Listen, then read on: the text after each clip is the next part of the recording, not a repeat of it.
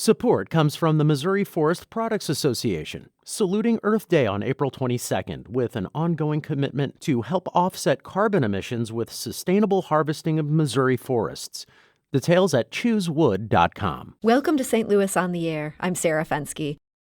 The St. Louis Zoo is hoping for some good news this fall. 18-year-old chimpanzee Utamu is pregnant. If she delivers a healthy baby, it will be the first member of the third generation of chimps now living at the zoo. One of the many zookeepers helping Utamu in her pregnancy is Helen Boostrom. She is the zoological manager of primates at the St. Louis Zoo, and she joins us today. So, Helen Boostrom, welcome to the show. Thank you for having me. So thinking about chimp pregnancy, this has just opened a world of questions for me. I guess let's start at the beginning. How did the zoo first become aware that Utamu was pregnant? So Utamu's pregnancy is actually a part of SSP recommendation. So that the SSP is basically stands for Species Survival Plan, and it aims to, we really want a genetically healthy population of chimps. And so it was part of a recommendation. So it's something we've kind of been preparing for. So you wanted her to get pregnant. Did you have to put her in a place where she might be tempted to do the act that would lead to such a happy event? So we have a big group of chimpanzees. We have 9 chimpanzees, and about 2 years ago, we introduced a new male, Kajana, so our 9th chimpanzee, and it was part of a breeding recommendation for him and Utamu. Now, we're not 100% sure Kajana is the father. It could be one of the other 2 males, Jimmy or Hugo.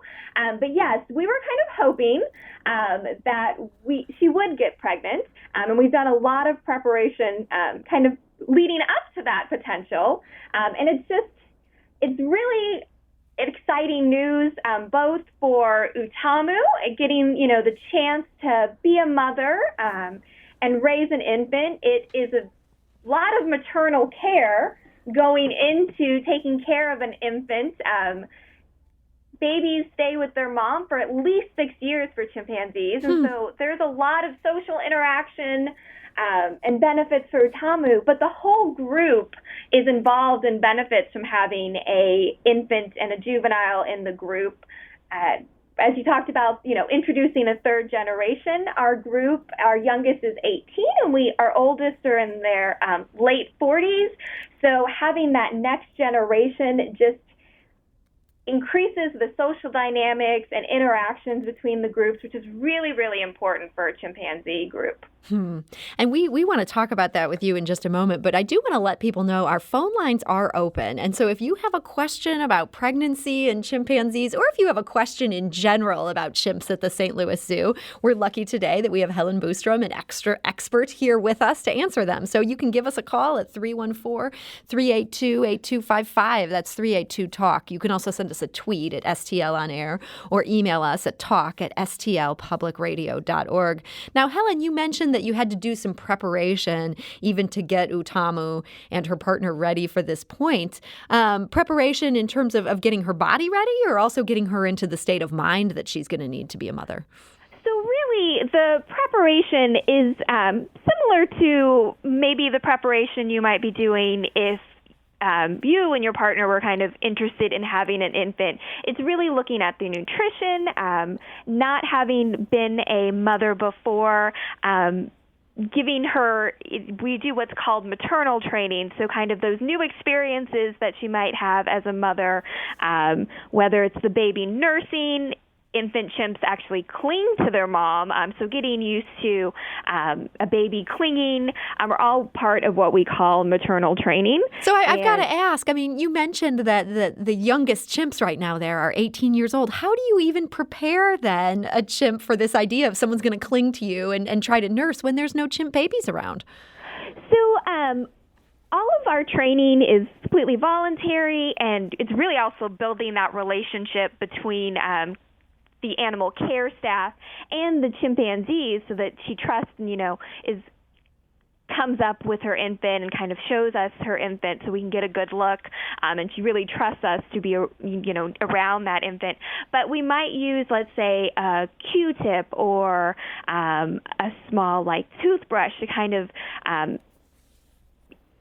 get her used to sensation in whether it be, her hair around her belly or her nipple, and just say, hey, this is different, this is different, this might be something. And then she gets a reward that, let's say she really loves grapes. So Utamu, usually we use grapes when we're doing that. So it's a really positive experience. So when she feels that sensation, she doesn't have any, if a baby's clinging to her, she's not, oh, this is uncomfortable. She has kind of that background of being, hey, I get grapes when this is happening. This is okay. I'm used to it. I kind of wish someone had done that training for me when I was getting ready to have my firstborn. Oh, hey, you get a grape if the kid is going to bite you, something like that. But how does that work in the wild? I can't imagine there's somebody standing by with grapes to help her get used to these experiences. And yes, that is exactly right. There is not, and chimpanzees they learn from their family. That's where that mother-infant relationship is really, mother-child is really important. That is how they learn a lot, those first 6 years. And so actually, and even after that, often they help with their siblings being raised. And so a lot of that care and all, having their first infant is from they learn from their mother. And Utamu benefits because she has a really close relationship with her mother, Rosebud, who is in the group as well. She is our oldest chimpanzee in the group, and their close relationship. She's learned a lot from Rosebud, and that's going to help her out. That's a very positive aspect of this pregnancy is she's got her mom right alongside her to help her out through those things that she's not quite sure of, and even better than we can. As the care team, her mom is there to help her out, and kind of she's got that example, and that's really in Africa and wild chimpanzees. That is the main way that they learn how to care for their infant. We just want to make sure that we're giving her that extra little help that so as she can be as prepared as possible for this next step in having an infant. So this is also exciting, and I hate to just even ask about this, but it feels like some necessary context when it comes to Utamu. I understand she was pregnant before. What happened there that time? Yeah, so unfortunately, the baby did not survive.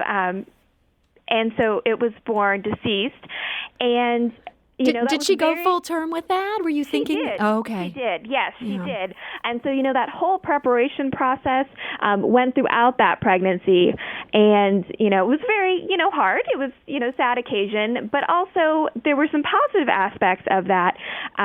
We went through this process. We did a lot of all the preparations for it, the safety checks, working with vet team, and also the care and how Utamu did through that process. The maternal care that we saw from to the infant when it's very deceased, her trust in us, that relationship that I talked about with the training in terms of, when she had the deceased infant, us being able to help her with that situation and, see the baby and monitor the baby, we kind of saw a lot of positive aspects of it and her care and what she was doing that really give us, hope and things for this pregnancy and this time around. We learned a lot. She learned a lot and kind of had a good experience. So it does make us hopeful, even though, it was sad news last year. And with a stillbirth, is that something that a chimp shows mourning or sadness about the way that a human mother might?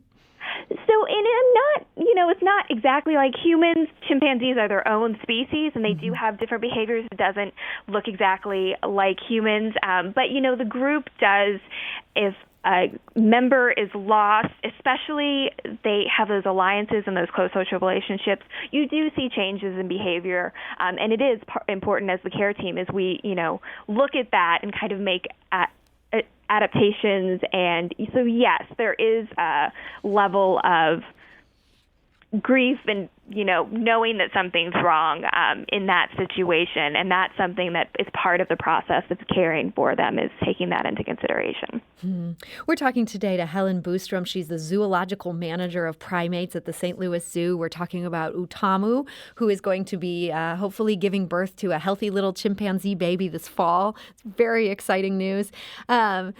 Helen, so I'm very curious, what is childbirth like for chimpanzees? It feels like for humans sometimes you're trying to fit something through a space that isn't even meant to fit something that big through it. It's very painful. It goes on for hours. Do chimps have that same level that humans do? Yes. So it is about 8-month pregnancy. So it is honestly the kind of entire process is very similar to a human pregnancy, and some of the ways that we monitor are very similar. We do urine collections so we can keep track. Ultrasounds. She participates in voluntary ultrasounds, so we can track the fetus as it develops and make sure everything, her nutrition we change to meet the needs of a pregnant chimpanzee. And yes, the labor process is pretty much exactly similar to having a baby for a human. So it's tough. She's gonna go through the ringer there. Yes, and we monitor throughout the process, though using cameras, so we're not kind of stressful to have people around. So we kind of give her as much space as she needs to make sure, in her comfortable spot with her group members around. Just really want to make sure to make it as stress-free as possible for her and what she would be normally used to. Is there any risk of her going into labor when she's there in front of the public? It obviously would be very exciting to see at the zoo. I'm sure that's not an experience that a lot of people are ready for. It is definitely a possibility. Obviously, she can go into labor at any time when she gets near the end of her pregnancy. And we, and that's part of our consideration. We do regular monitoring, especially as she gets closer to her birth window. So it is definitely a potential, and that's part of the monitoring so that we can keep an eye on her in that case as well. So if people are there at the zoo that day, this is something they could watch happening. It is a potential. I will say that animals, especially primates, tend to have infants and go into labor later at night. Kind of that quiet, calm overnight is a little bit more common, but it could happen during the day where people could see it, yes. So we all know for humans, you get to take your partner, sometimes your doula. There's somebody who comes to the hospital with you to hold your hand as you're dealing with all of this. Is it possible the father will play an active role in getting her through this time? So the relationships are a little bit different for chimpanzees. So, all of the males and all the individuals will be, part of the group will interact with the infant. But the mother plays a more direct line, and, the females that she's closer to, say her mother Rosebud, another older female we have, Beauty, are more likely to spend more time kind of helping out with the actual birth process, just in terms of they spend a lot of time right now, the three of them, grooming at the viewing window, and you'll see them doing that. So while the father could completely be a part of the process, he doesn't necessarily know that he's the father, and it's more likely that those females are going to be a little bit more involved in kind of grooming her and kind of making sure she's comfortable with the process. And that is one thing I wanted to ask you about. You mentioned you think you know who the father is, but there are a couple of possibilities there. Is this a thing where you would end up doing a paternity test once the baby's born? It is, actually, yes. That is in the plans. So basically, chimpanzees, I've been talking about, the big groups in the communities. So they live in these communities, and it is multi-male, multi-female, multi-generational communities. And so it is possible that any one of those three males could be the father. The reason we think it's potential is Kajana is based on kind of observations, their relationship. So it's a little bit more likely that it's him, but it could be the other two. That's interesting. So you will be doing a paternity test. You'll get to the bottom of this. Yes. And we do want to mention, Helen was talking about the role that Rosebud, Utamu's mother, plays in all this. You can see a photo of Utamu with her mother, Rosebud, on our website. That's stlpublicradio.org. Helen, bigger picture, how are chimps doing at the St. Louis Zoo? Does their lifespan compare favorably to chimps in the wild? Yes. So chimpanzees, their median life expectancy is around in their 40s. Our group, as I said, we have 9 chimpanzees. Our youngest is 18, and we have chimpanzees, 2 chimpanzees that are in their late 40s. And so chimpanzees in the wild are endangered. They've got a lot of threats, a lot of things that are going on in terms of forest deforestation, mining, just a lot of things that they're having to cope with, and the population size is decreasing.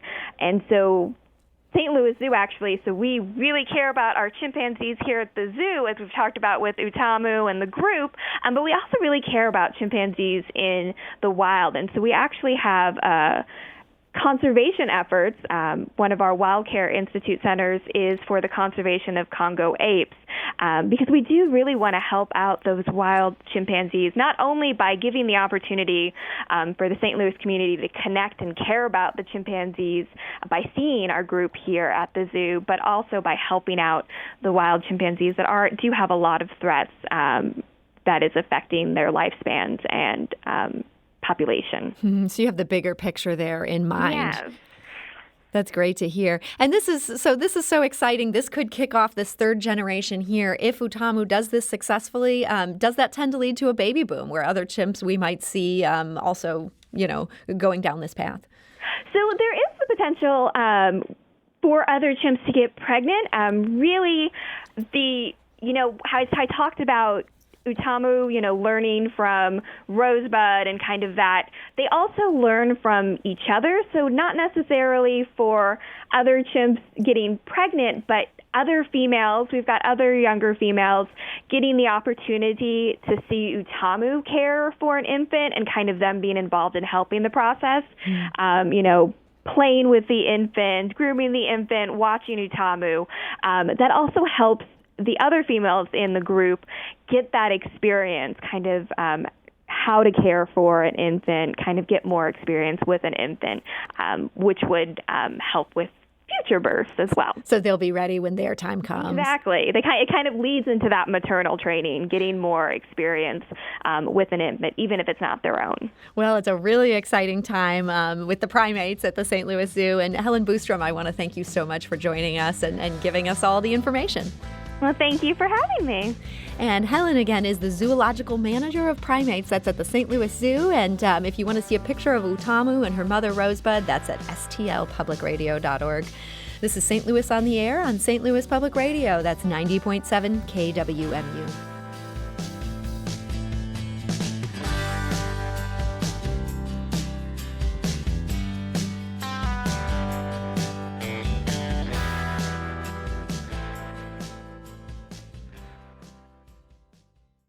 Support comes from the Missouri Forest Products Association, saluting Earth Day on April 22nd with an ongoing commitment to help offset carbon emissions with sustainable harvesting of Missouri forests. Details at choosewood.com.